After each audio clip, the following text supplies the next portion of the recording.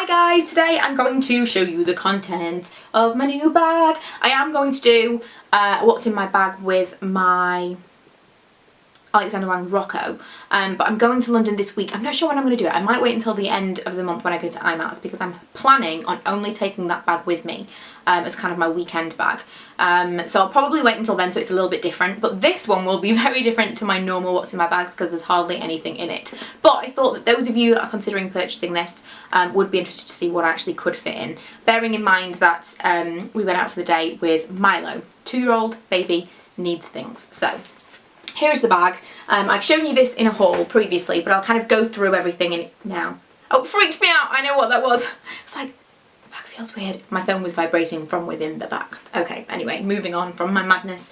It is white and it has black straps, or a black strap anyway. It can be worn crossbody on the shoulder, it can be shortened, but the straps will not come off. So unlike the other Rebecca Minkoff bags that I do have, as far as I can tell, no, the shoulder isn't, the strap isn't detachable, so you can't take the strap off and like use it as a clutch, not that you necessarily would, or use a different strap, because I didn't consider that because it's a black strap and I wanted a white strap, or I actually wanted a black bag with a black strap, but that was a black bag with a white strap or a white bag with a black strap and I chose this one, long, but you can't actually detach the strap, so that's something to note. I actually like the way that it's already kind of come default length and everything. That's fine, it kind of hits me on the hip and I like that.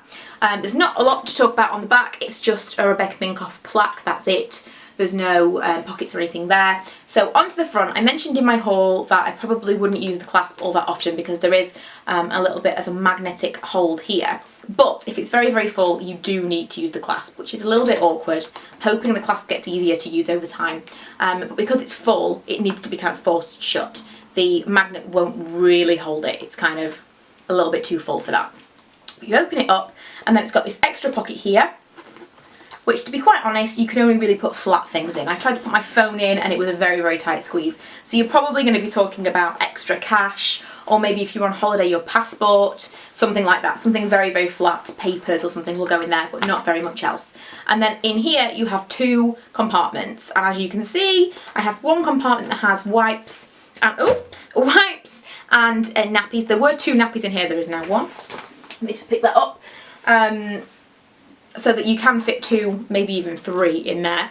And that's almost a full pack of wipes as well. I could definitely have gotten some smaller wipes to condense what I have in here, but I have actually got enough stuff to take with me for the baby as well as my own stuff. So in the other compartment I have my purse, which is a big purse. Again, I could condense this and take a smaller purse if I wanted to. I have my phone and I have a lip balm.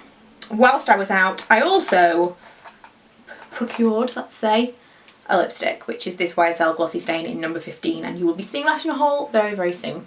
So all of that fit in one section, and then the baby stuff fit in the other section. I fit kind of like a little car down there, and he had a dummy in there as well earlier.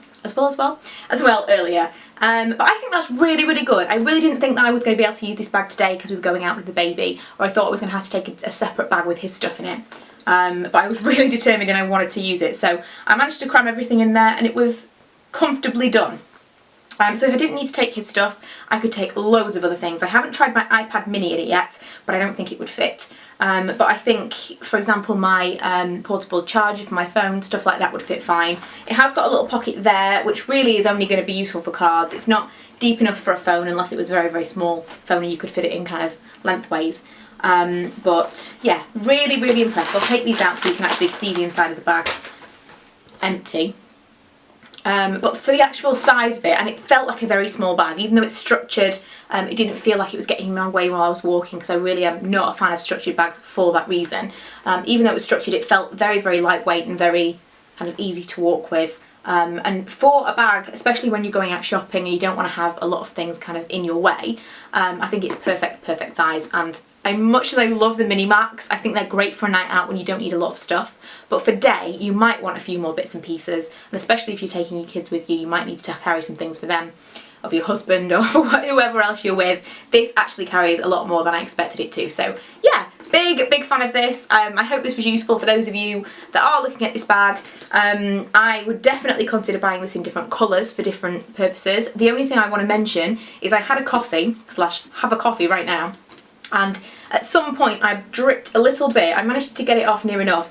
I've dripped like a tiny little bit on part of the stitching, and although the Saffiano leather is fairly hardy and durable and I thought it was going to be okay, people have mentioned about transfer from dark clothes and stuff, and I thought, oh, it'll be fine because this is kind of textured leather and it'll just wipe away. I didn't consider the cotton stitching, and the cotton stitching is very much, it's not kind of waxed, it's not protected anyway, so I feel like I'm going to have to get something, some kind of spray or something to try and protect that, because it just soaked up the colour of the coffee, and I just thought you could totally ruin the look of the bag without actually affecting any of this leather just by getting the dirt around these sections. I mean, it's stitched everywhere, even like within these little sections of the accordion style. It's absolutely everywhere there is stitching, so there's potential to really ruin this bag if you're not careful. So that's just something to mention because it's not something that even crossed my mind, didn't even consider it,